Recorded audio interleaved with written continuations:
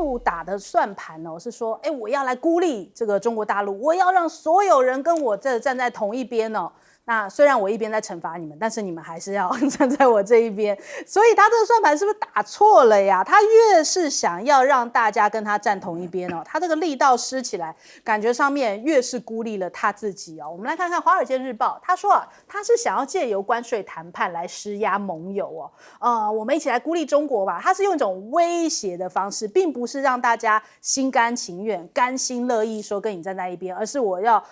你要是不听我的话，我就揍你，用这种恐吓的方式哦，所以反而哦，就是你越是去孤立哦，但是呢，越是让这些世界主要大的经济体或是区域经济哦，都开始想要跟美国脱钩了，因为感觉你变来变去啊，这个阴晴不定哦，一日好几变哦。欧盟就抱怨啦，跟美国谈了2个小时。没有进展，现在谈完就如同白谈，所以就像是石破茂一样，就用一种观望的方式。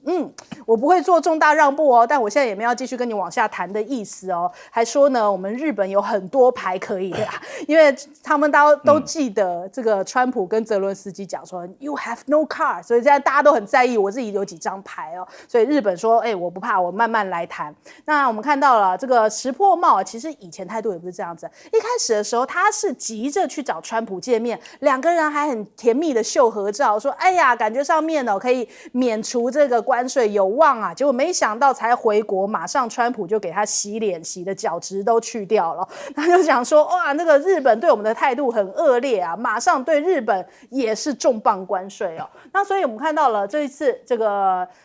BBC 就讲到了。中国国家主席习近平呢，去高调访问了东南亚，代表说这其实他在关税战是绝对不让步。大陆现在呢，就是摆明我是一个很稳定的态势，我并没有要随着川普变来变去，然后我要在这个全球展开魅力外交，把川普对比成了这样的霸凌者，而且这个中国是有实力的，远远超过世界上任何其他国家，因此在这场关税战 BBC 认为北京是绝对不会屈服的。而且这一趟呢，习近平去到了这个东协，包含了像是越南、马来西亚、柬埔寨都受到非常热烈的欢迎啊。那我们看到他现在抵达了这个吉隆坡国际机场哦，马来西亚的总理安华啊，还有这个马方的这些什么部长啊、交通部长啊，什么通通都出来热烈迎接啊。那还有舞龙舞狮，通常是过年的时候，但是呢，他为了要展现友好啊，舞龙舞狮在这个时间点也要这个在这个途中哦，就是在习近平从机场到下榻饭店的途中呢，在旁边热烈欢迎一下，展现2国的友好。你看到旁边还有人呢挥舞着这个5星旗帜哦，以及这个马来西亚的国旗哦，就热烈欢迎啊。那我们看到这一次其实呢，他们传出还用这个高级别反恐的措施布防而且出动了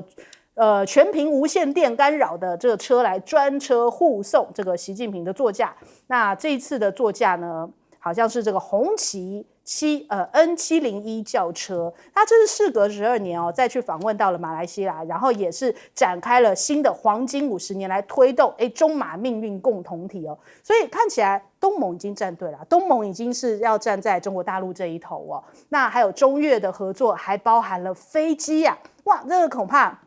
川普听完又要生气了，因为才禁止了这个波音客机马上这个越南就颁布了法令，要引进中国大陆的客机接下来是主要来飞国内线，所以恐怕又要让这个美国警铃大作。那再来这个国务院美国国务院很担忧，可能就是要再赶快去访问越南，要赶快把越南拉回自己的口袋里头，恐怕没有那么简单还有我们看到了有一些这个报道啊，就在分析一些经济学家在讲，其实北京当局他们现在是有节奏的在出招，是有能力但不挑衅而且保留金融手段的灵活性，因为呢，这个美债它现在还是握在手上就是它并没有抛售。那美国财长是觉得，这样挺好的呀，这个美国的这个美债不应该是这样子，你不能说跟配偶吵架就放火烧房子，还要对中国大陆小以大义啊。他说这样一点好处都没有他说如果中国开始抛售美债的话呢，这会影响到美债的价格。所以讲了半天还是为了你自己嘛。那所以如果退一万步，如果中国大陆真的开始把美债当作武器的话，你美国招架得住吗？这首先我们请教一下邱毅老师。确实是如此。在上个礼拜，这个美债债券市场，美债被狙击的时候，主力是日本，然后另外的就是美国国内的大型银行、对冲基金，还有美国的保险公司，还有美国的社保基金，才是狙击的主力。中国大陆呢，在上个礼拜，在债券市场对美债的狙击，说实话4个字形容：牛刀小试。它还没有出主力，也就是说，它在美债方面的致命武器，它还没有出尽。但是啊，你发现啊，这一次中美贸易战，我说过8年磨一剑，这一次中国大陆的出招非常的有节奏性，在川普提出了对等关税政策以后，习近平第一次出国访问，就是选择在东盟，而且选择的国家3个，一个是越南、柬埔寨跟马来西亚。当然，马来西亚是现在东盟会议的轮值主席，当然是必得去的。那至于越南跟柬埔寨，本来是川普宣布对等关税以后，大家认为最早举手投降的国家，可是他们举手投降以后，越南提出了零关税开始谈判，双边零关税，美国没有理他，而且贝森特还笑他，纳瓦罗也嘲讽他。那至于柬埔寨提到的是从5%的双边关税开始谈，美国也没有理会他。所以这一次习近平到了越南跟柬埔寨，尤其是到了明天，习近平会到柬埔寨，那才够川普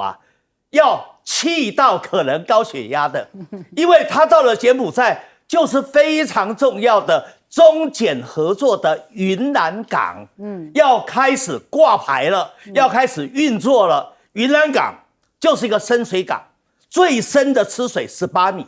而且它是面临的泰国湾，它是掐住了马六甲海峡的咽喉等于这个从波斯湾、霍姆兹海峡到印度洋，到马六甲海峡，到南海，到西太平洋这一条海上运输生命线里面，中国大陆跟柬埔寨合作了云南港，那就等于美国过去在菲律宾搞了苏比克湾一样嘛。所以基本上，川普面对习近平这一次出访，他一定会非常非常的头痛，所以美国已经开始要派代表团去找越南跟柬埔寨了。好，那现在到底谈是谁在包围谁？当初在海湖庄园的时候，川普后任阶段的时候，纳瓦罗帮他出的主意是说用对等关税做武器，然后呢去联合各个国家，然后去孤立中国大陆，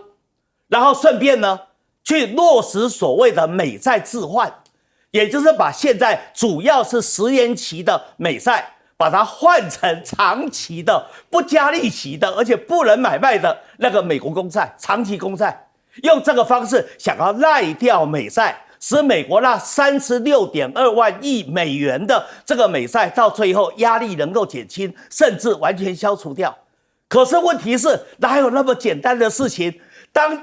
当他面临了第2波的中美贸易战的时候，他发现中国的杀招一个一个的出来，而且美国根本到了最后变成反而被中国反包围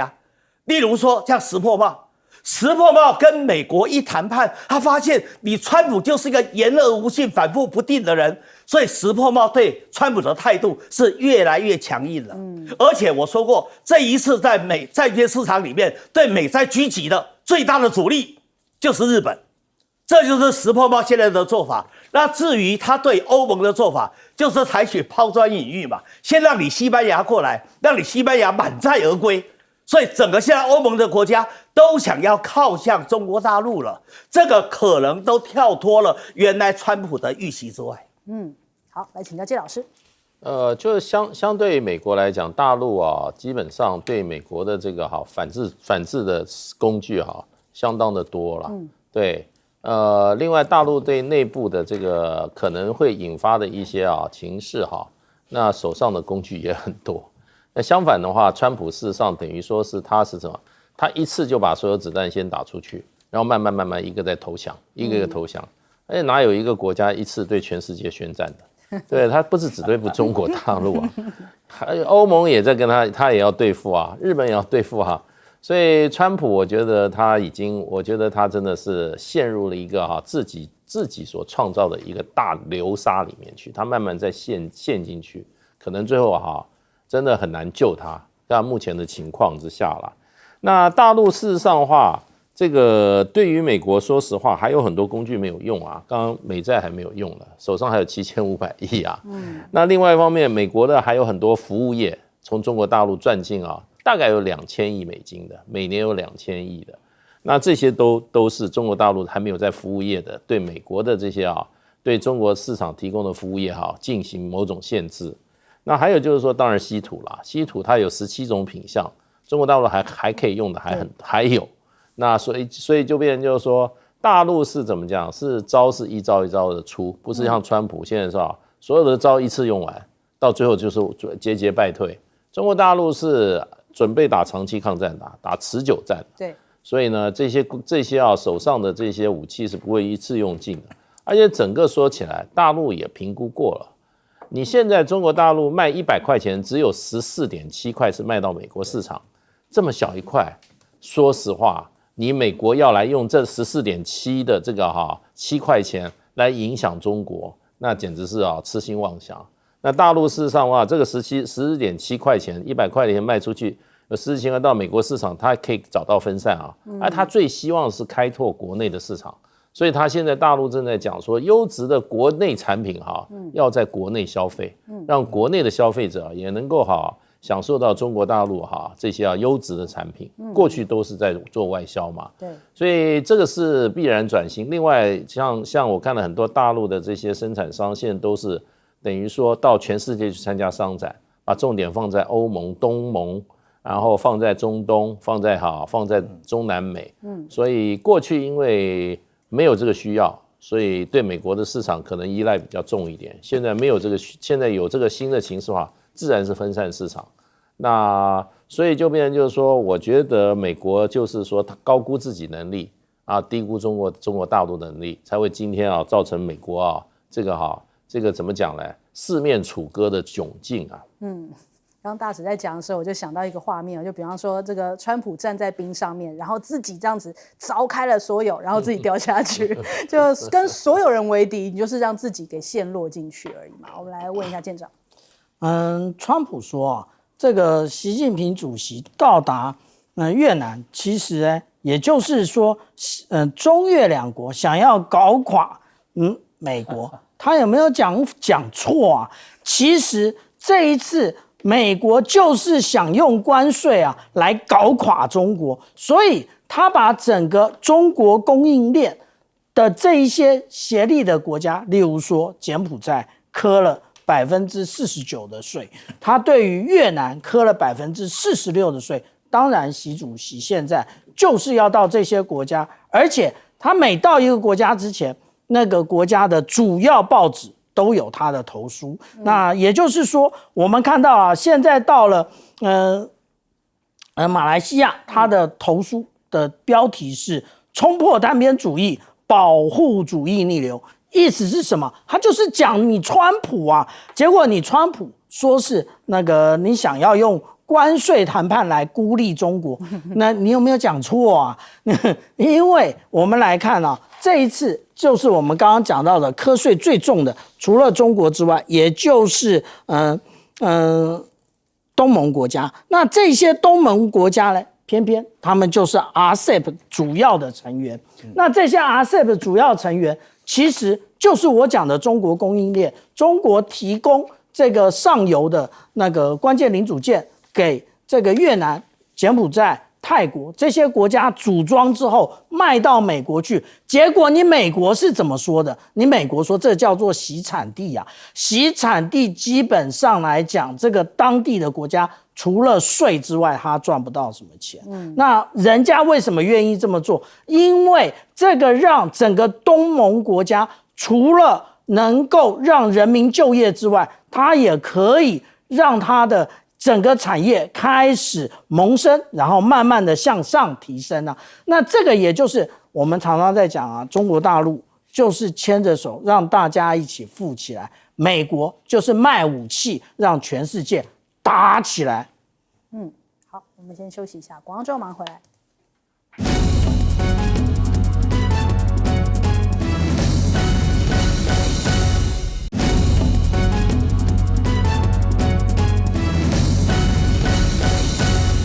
好，川普哦，随着情绪一直在给这个中国大陆加关税嘛，那但是呢，生命总会找到出口。我们看到现在很多的聪明的美国人，他们现在想到了一个方法哦。最近大家眼尖发现到说，哎，怎么有一款 App 在美国非常受到欢迎哦，叫做敦煌网哦。它其实当初是阿里巴巴的手下败将啊，但是它最近在美国4天呢，它就是上升了350名，已经排名到了第2。那原因是为什么呢？因为它可以直接直通这个中国大陆的上游制造商哦，那所以让美国人就想说啊，我终于可以找到买中国大陆这个原本的这个最上游制造商那个低价产品哦，就算加了关税也不怕，因为比起中间过一手买还是便宜啊，所以大家就开始啊找到了出路啦，去敦煌网，搞不好接下来川普要限制敦煌网，就是这个 App 要下架，跟 TikTok 一样。所以我们看到这个报道就讲说啊，这个关税哦让美国人非常焦虑哦，未来 T-shirt 可能会像鸡蛋一样上涨啊。那 TikTok 现在也刮起一股中国工厂旋风哦，就是有很多大陆的供应商啊、制造商啊，他们开始去做 TikTok 影片啊，去告诉海外的消费者，特别是美国的消费者，讲说，哎，你穿的那个什么瑜伽裤也好啊，你穿的这个品牌也好，我们就是那个原本的制造商哦，你可以直接跟我下订单，那哪怕加上了这个145%，原本是145啊，今天又变成245了，加上这个税哦，都比起你原本买的便宜哦，所以大家开始跳过了。那我们看一下这个影片，就是鼓励大家从世界工厂来采购。原本的概念呢是说，哎，那个美国的一般消费者或是中小企业，他要去跟中盘商买嘛，然后呢，中盘商是跟上游的工厂来收集，但是呢，经由这一个敦煌网的话，可以直达上游厂商啊，就算加上这个关税，看起来反而还是很便宜哦。那甚至呢，中国大陆的网友还制作了 AI 影片呢，他们在酷手谁啊？他们在笑范斯，就说哦，发现范斯竟然用的也是中国大陆的眼线笔吗？那可能也要涨价了。我们来看一下。We borrow money from Chinese peasants to buy the things those Chinese peasants manufacture. Vice President Vance, I am a Chinese peasant. Do you realize that your tariff policy will lead to the soaring price of your island? 对，他们还吐槽，就说哦，范斯哦，这个早上跟晚上的眼线还画的不一样，晚上更烟熏哦，所以就开始大陆的网友不断的在笑他，因为他说人家是乡巴佬，所以大陆网友当然趁机修理你嘛。那再来，我们看到了有5家美国的企业啊，就去告川普啦，这是越权呐，你怎么可以用这个什么解放日对等关税，导致他们这样子现在接下来经营上面的困难哦。而且目前美国的3大巨头哦，已经这个因为苛征高关税哦，半导体业至少每年要损失大概台币300多亿，未来非常的不乐观。而且美国的旅游业也是重灾区啊，因为大家对于美国那股恨呢，就是所有要去美国的好多现在开始出现转单，转去哪里？我去加拿大玩，我去英国玩，我去大陆玩，我不去你美国玩了。特别是加拿大人更恨，加拿大人更不想去美国，所以他们旅游产业估计会损失600多亿的美元，而且他们的货运需求也是大幅减少哦，所以他们的港口就讲说，哦，看到的贸易冻结啊，在这个眼前即将要发生。那再来，我们看到叶伦哦，都已经看不下去了。叶伦现在在讲说什么对等关税让制造业回流，做白日梦吧。我们来听一下。I've said self-inflicted wound. To me, President Trump is taking a sledgehammer. Not only that he's pounding our allies with this, but he's pounding the U.S. economy with this sledgehammer. And I don't understand the rationale for the tariffs. And perhaps it's to bring back American manufacturing, but I really think that's a pipe dream and not something that is likely to be accomplished. 对，真的是一场白日梦啊！因为 CNBC 也调查，现在美国的企业啊，并不想要随着川普回到美国去生产，反而好不能在中国大陆，那我就转移到其他这个低关税的地区哦。怎么样就不要顺着你走，因为美国的成本实在是太高了。那还有美国的媒体讲说，哦，这个发现哦。贝森特跟纳瓦罗还发生了激烈的争吵，在这个对等关税上面，他们的意见是不一致的。所以现在真的，川普的这些主要的官员哦，先是马斯克跟纳瓦罗吵一顿，现在贝森特跟纳瓦罗也吵，就大家对对等关税哦，那川普变，下面人吵成一团，这像什么样子啊？那还有我们看到有外媒在讲，现在看起来哦，在这场关税的较量当中，中国大陆握有很多王牌，但是美国感受到的痛感呢，现阶段已经展现出来，它是一种自我伤害。我们先来问一下邱老师，川普给美国制造了经济的大灾难。当耶伦已经开始对川普开骂、开喷的时候，代表问题非常的严重了。耶伦原来做过了美联储的主席，对，又担任了财政部长，是。而且他本身就是个经济学教授，我都上过他的课。耶伦本身是一个非常谨言慎行的人，他真的是忍受不住了，他的直接对川普开骂嘛。他说川普是在美国的历史上面发生最严重、最愚蠢的经济自残行为。今天的美国的经济的大灾难，不就川普一手造成的吗？那你天那么容易让制造业回流吗？纳瓦罗告诉你画了一个大饼，你就真的以为说你用对等关税、用关税战，你孤立了中国，就会使这些制造业回流到美国来吗？不可能的事情嘛。所以耶伦才说这个叫做白日做梦嘛。因为你为什么制造业在1990年代开始全球化、全球布局、产业分工，就是因为你美国本身的劳动成本太高。工会太强，劳动管理很不方便，所以大家才移出去嘛。这个就是所谓的全球布局嘛。那你今天你川普要把这个几十年来的这个国际的经济秩序给破坏掉，然后要来搞，让逼迫这些国家向美国臣服，你认为制造业会回流吗？当然不可能嘛。所以不只是耶伦这样说，连拿诺贝尔经济学奖的克鲁曼不是也讲了吗？你川普的作为就是一个小丑，而你带了一个三流的马戏团，结果演出了一场根本不入流的丑剧，经济的丑剧，那怎么去收场？川普骗不了美国的人民，骗不了美国的企业，他只能骗他白宫发言人的小女生，然后跟他讲说中国大陆很需要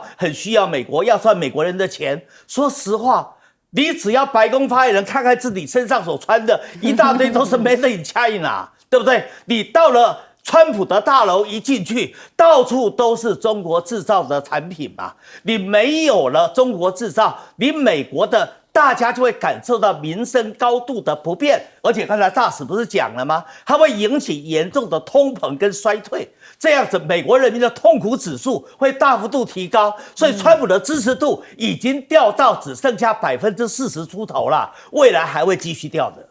好，请教介老师。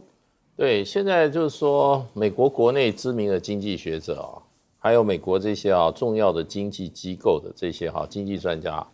都对美国的经济前景非常不乐观。对，而且事实上很多数据也已经都显示了，美国这些美国经济岌岌可危啊。对，你说这个3、4的这个危机解除了吗？你说股市的危机解除了吗？债市的危机解除了吗？这个汇市的危机，这些都跟你经济的基本面有关。你短期你可以去操控它，可是你经济基本面不好的话，那你这些危机随时都会爆发。而且美国现在我看昨天一个数字，就美国的这个他们预估未来的进口量，整体进口量这个港口的就这个各个海关港口做的预估跌了41%耶。哇，这个数字简直是我觉得没有一个社会能够承担起，这就表示说你的物流供应可能会中断。也就是说，你平常你这些从外国进口的东西你不能说它都没有用，很多都还是很关键的。对，那你现在突然掉了40%，那你就显示出就是说，你如果不是原料的话，那在美国的这些所有的这些零售商，它的这个贩卖架上的东西可能就要少40%到30%。那老百姓买不到东西买不到东西那就通膨对不对？所以呢，很多东西不是那么好找替代品的啦。你说我不买中国大陆，你买谁的？美国人也搞不清楚东西在哪里，都在中国大陆。对啊，那所以川普说球在大陆这边，抱歉，所有的球现在都在美国，都在川普的桌上。可我昨天听他演讲，他到 Florida 演讲，哇，很奇怪，他的数字跟所有人都不一样，他连那个股票市场都一片荣景哦，包括纳斯达克涨多少钱，涨多少，然后呢，他讲的美国是一片荣景，好的不得了。所以呢，到底是川普他只是独夫，还是其他美国人都在照他摇？可是越来越多人都是讲川普这个问题出来呢，就足川普这个人自己觉得他怎么样？一切世界都很美好，美国就要变成这个好，在他的领导之下要重新变成一个伟大的国家了。所以呢，你说在这个情况之下，一个领导人跟这个现实这么脱节的情况之下，这不会下面的就是灾难嘛？美国就是一个灾难加一个灾难，那到时候就看川普他怎么应付了。可能跟俞北辰一样，数学不太好。不止数学不太好，脑袋也不太好使。那我们刚刚讲到有关于范斯啊，那他的眼线的问题，但是我们直接来讲啊，在白宫里面爱化妆的，不是只有范斯啊。那另外一位啊，也就是我们今天谈来谈去的川普啊，那根据川普他的一个美妆师那个布莱文斯讲说啊，他偏好啊这个古铜色的粉底，所以他脸上啊都橘色橘的，那是不是也要涨价啦？当然对他来讲这无感啊，而且可能他的美妆师是全部包起来的，所以他感受不到。但是这谈到的就是升斗小民的痛苦啊。那刚刚我们提到说，现在川普不断的签署这些行政命令，原因在于经济紧急状态。但是这个经济紧急状态是如何产生的？不是他原来就有紧急状态，而是你签完这些行政命令产生的一个紧急状态，不是吗？所以才会有这么那个5家的一个进口商向国际的那个贸易法院提告你就是这样，你超过你的权责，你不断的提高关税，那个现在如果按照我们刚刚讲的，他对于中国要苛征245%的关税，那等于是中国的产品通通都不要进来了。那可是我即将面对的是什么？即将面对的就是断货，不然呢，你就是付高额的关税附加费。现在我们都看到了，美国所有的产品上面，它最后都会列一项叫做关税附加费，明明白白的让你知道说这个川普他这样的课税真正造成的结果是什么？也就是说，直接的从你口袋里掏钱，然后他说要再把这些钱给你，真的吗？还是给他的这些富豪朋友们、富豪内阁们？那这个就变成了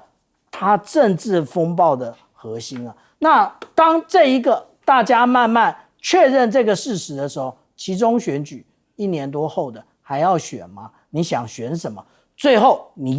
川普你也是个少数总统而已，你没有办法推动你的各项的政策。那另外呢，其实我们谈到有个西班牙的国际经济学家，他谈到川普的这些动作他讲到说，其实中国大陆跟美国其实一个镜像对决的一个状况，也就是看着镜子来对决。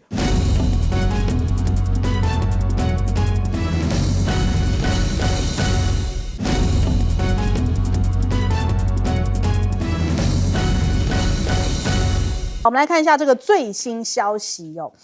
现在目前白宫宣布呢，对于中国大陆就是这个进口的关税调高到这个惩罚关税要到245%，因为原本是145嘛，它直接再加100那这样的一个决策是不是就是来自于昨天的半夜啊？因为我们其实在稍早之前有看到，川普在凌晨2点召开记者会然后那媒体都抱怨说，天哪，这现在是2点钟开记者会，没有搞错吧？那我们来听一下。How do you do it, Mr. President? I haven't set up at 2 a.m. in the morning since I was 25, and now we're 2:16 in the morning having a press conference. How do you do it? We had a couple of them, and 2 o'clock in the morning now. Biden, I guarantee. You're wearing the press out. Biden was sleeping for 10 hours already. 对，他每天这样子变来变去哦，其实媒体已经人仰马翻了，媒体已经是被搞到精疲力竭，忍不住要跟他抱怨哦。那事实上，全世界也都被他搞到精疲力竭。那为什么川普要这样子大半夜的开记者会呢？就是因为啊，这个中国大陆出了杀招哦。什么样的杀招？中国大陆暂停波音的新机交付啊！哇，川普气坏了，就说背信啊，你怎么可以这个样子啊？违背了跟波音的重大协议啊！啊，这个你们不接受，你们这个已经承诺的这种，就是他们绝对不会接受，你们已经承诺要买这个飞机啊！所以他非常生气哦，因为现在传出中国大陆已经要求各航空公司暂停接收待交付的这个波音飞机，所以也就是说哪怕就已经做好了，已经要交机了，不接收了，所以现在停止向美国公司购买任何飞机相关的零件设备哦，也导致波音的股价周二一开盘就下挫呀，收盘是跌了2%之多哟。那这个消息可能还没传开，接下来还可能要补跌呢。那再来，我们看到了这个中国大陆一刀这个斩断了波音1000亿的订单链呢。那他们讲说，针对先前已经签署租赁的协议的这些波音机型哦，中方正在评估是否准许在反制措施生效前完成交付。目前大概是有10架的波音737 MAX 的客机是处于待交付的状态。那所以我们看这个白宫新闻秘书他在周二的记者会这样说。他说，川普在椭圆形办公室的一次会议上面跟他这么说，然后说了哪一番话呢？他说，球在中国那一边哦，现在是中国需要与我们达成协议，不是我们需要与他达成协议哦。所以意思就是说，美国还是要扮演一个这个被动角色吗？那我们来听一下。The president has made his position on China quite clear, although I do have an additional statement that he just shared with me in the Oval Office. The ball is in China's court. China needs to make a deal with us. We don't have to make a deal with them. There's no difference between China and any other country except they are much larger. And China wants what we have, what every country wants what we have, the American consumer. Or to put it another way, they need our money. So the president, again, has made it quite clear that he's open to a deal with China, but China needs to make a deal with the United States of America. 意思就是我可是大美帝国啊，当然是你要来跪着求我啊，怎么可以是我们主动嘞？是你要这个主动，球在你那一边，好像还一副高高在上的样子哦。那多高呢？高高在上，我们也发现到他的这个穿着打扮哦。大陆的网友讲说，哎呀，那不是在淘宝上面有买到的吗？哎呀，就被抓包的时候，不但是这红色这一件，还有灰色那一件，通通都是中国制造哦。所以他们就开始网络上面就开始做一些短影音啊、梗图啊，在那边讲说，哎呀，这个攻击中国制造是工作啦，享受中国制造才是生活哟。那还有呢，这个投票给川普的一些农民们，现在也是苦哈哈的，因为呢，川普在这个正在展开这场贸易战嘛，他批评中国大陆一再食言，除了违背跟美国达成的协议哦，没有买农产品，现在也不买波音，让他很生气。他说我会保护这个农业的。那可是美国的豆农却是很崩溃，说我投票给你耶，是不是你可以赶快去跟中国大陆达成协议啊？但是中国大陆会退缩吗？就像毛宁引述了毛泽东的一番话哦，要打多久就打多久，打到完全胜利那一番话哦，他在 X 上面放了那一段影片，现在就已经反映出来，中国大陆我用这一番话告诉你，我是不会退的，我是不会让你在那边高高在上的。那所以我们来看到这个现在目前中美贸易战啊，中国大陆除了刚刚我们讲到的波音杀招之外，其实稀土也是非常狠的杀招哦。我们看看这个加拿大的矿业公司，他们就这个股价这个应声大涨。原因是为什么呢？现在有传出川普有意下令要建造一个联邦层级的稀土战略储备库，要专门储存，从海底开挖。他们现在自己要想办法，要偷偷去海底里面开挖，要挖这个稀土矿物哦。那还有就是他们这些说这个目前在西方世界已经是唯一拥有这个专门开发船的，就是这家这个瑞士海洋工程巨图，他要跟他们合作啊，所以他们接下来他这真的来得及吗？但现在才开始，就是我们常常在那边讲说，这个菜为什么还没上啊？因为鸡还在生蛋，所以就有一种那种感觉。你现在去挖来得及吗？你这个稀土产业链来得及等你开始在那边炼制这个稀土吗？那这样子7类的重工稀土，央视说这是一个精准打击，多精准？至少遏制住87%的美国军工命脉呀。那我们看这个英国的《金融时报》就讲说，川普政府计划囤积太平洋海底发现的这个金属用来开采海底金属，然后呢储存在美国境内来应对这个现在目前中国大陆的这种金属出口限制。那恐怕是来不及因为《纽约时报》讲说，这已经是对美国的军事构成了风险，因为你从国防啊、工业啊这些专家都告诉你说，哇，这一招限制关键矿物跟这些稀土出口其实是对美国的国家安全发出警告。那北京这样子一口气就管了这7个非常关键的这个稀土出口，就是在跟你五角大厦讲话啊。你如果还需要我再提醒的话，那不好意思你们的武器握在我们手中，你们是依赖中国大陆这些稀土才能够制造这些武器所以美国的媒体就在讲说，这看起来美国恐怕这个军工产业已经变成了一个致命的弱点，因为绕不开，不论是雷达系统、雷射武器其实都需要这个中国大陆握住的这7个关键稀土，所以这一招是先是痛一遍波音，再给你赏2掌而已啊。我们先来问一下邱毅委员。越来越多人在怀疑川普到底是不是有病，因为他的政治 EQ 实在太差了，他标准上就是有躁郁症的人。凌晨2点开记者会，我以前经历过。我做宋楚瑜发言人的时候，新票案我们差不多是1点多，将近2点开，凌晨2点开记者会。当时在整个新闻界就蔚为笑谈，那是当时宋楚瑜宋省长的选举过程里面的一大破口。可是川普这个是常态啊，现在跑白宫的记者很烦恼的，没得安宁啊，随时可能要奉召前去白宫参加记者会，否则就会漏新闻了。好，那今天呢，为什么说川普他有躁郁，他的政治情商很差？他就犯了一个最大的错误，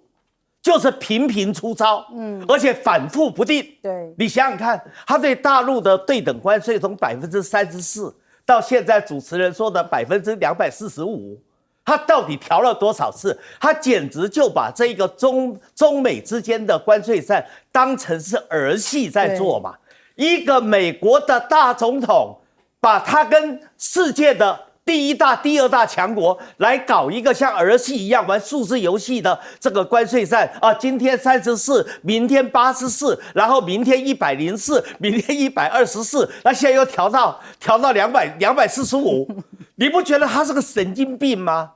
好，那现在中国大陆他的杀招很多，所以川普虽然很急，一天到晚说习近平是我好朋友，他赶快打电话给他，中美要谈一谈。那问题呢？习近平不理你啊！习近平不理你。刚才主持人非常的敏感，特别提到大陆外交部的发言人毛林。毛林把毛泽东在抗美援朝战争的那一句话、那个视频拿出来放，代表什么意思？当时毛泽东讲啊，你美国要打多久，我们就打多久，奉陪到底啊！打到赢为止啊！今天习近平自己认为，他就是毛泽东的继承人，而且唯一的继承人。所以今天当毛泽东的话视为金科玉律，拿出来作为外交部发言人对外发布的视频的时候，代表什么？代表说大陆真的是准备奉陪到底了，没有任何服软、屈服、让步的可能性。对，为什么？因为大陆杀招很多。刚才主持人第一个提到了波音飞机的问题，波音在中国大陆，它已经布局了40多年了。从大陆改革开放，波音就开始大陆布局，结果呢，现在大陆说你波音不能交割了。大陆所有的航空公司，哪一个敢跟波音在进行所谓的客机的交割？所以波音的损失很大嘛，辉达也是如此啊。你知道这些公司若发起狠来，他就必得要去告，要去起诉川普啊，因为川普很明显的背信嘛，你滥权调整的关税，跟大陆打关税战，以致使这个企业发生损失。企业在公司治理的前提下，为了对股东有个交代，他要不要对川普提出告诉？要不要起诉川普？当然要啊！再加上现在美国的国会已经通过了，因为川普用的是发布经济紧急状态，然后用国际紧急经济权利法，然后就偷渡，然后就调整了关税，启动了这一次全面的关税战。那到底经济紧急状态能不能适用于关税的调整呢？你到底越过了国会来调整关税，是不是代表总统的滥权啊？再加上民主党的5个议员现在也提出了告诉啦，要调查你川普是不是利用这一种对关税调整的越权滥权的行为进行股票内线交易，意图操纵股价。共和党现在都有5位议员都跳船了。所以川普真的面对的叫四面楚歌，而大陆的武器还很多，服务贸易还没有动啊。刚才讲到的7类中重稀土管制出口，就已经影响了你美国军工产业的87%的命脉。再加上现在川普不是在发美国也要搞这个6代机的 F-47是川普的脸皮呀，因为他是美国第47任的总统。那现在因为稀土被管制出口了，他 F-47的这个6代机也要跳票了。而美国要武器换装，你现在影响到军工产业的发展，你就会使美国的军队武器换装受到了严格嘛。所以我说大陆的致命武器很多，所以川普你不要再等习近平的电话了，你赶快商量一下，到底怎么去让你的这个目前的关税战能够止息下来，让美国的经济不要再失血了。好，来请教介老师。中国大陆对美国的这个打击，当然都是精准打击啊。所以他应该就是说，所以在做了跟美国就是说全面对抗的这样子一个决定之前，他应该都是经过精算过的。对，这个跟川普的做法是非常不一样的。川普的做法就是怎么讲，非常的粗糙，非常的没有做过细部分析就贸然做了一个政治的决定，那就变成他的那个所谓的对等关税8天就寿终正寝。就收回了，就变成说我们暂缓90天。对，那接着这个暂缓90天以后，又出来怎么讲？又要豁免很多项目的关税，比如说这个电子这个晶片、电脑，还有这些甚至这些终端产品、手机都豁免掉了。然后川普还说，同时呢，他又豁免了汽车，所以这些豁免的原因都不是为了这些其他的贸易伙伴的利益，是为了美国自己国内产业的利益啊。对，因为你这个如果手机你要对中国大陆加这145%关税的话，那个苹果手机在美国就卖不动。苹果去年从中国大陆就大概就等于从中国大陆卖到美国的苹果手机价值就差不多400亿美金也就是说。中国大陆基本上去年卖了这样5000亿的东西，将近1/10的产品立刻就被美国就给它豁免了，排名第一名了。那接下来川普还要考虑什么？还要考虑药品也要豁免，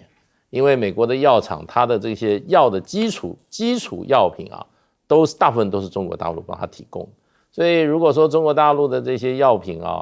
增加了145%，那很多美国的药厂吃不消。那如果药品这个增加145%以后，美国这个市面上的药价也会涨上天，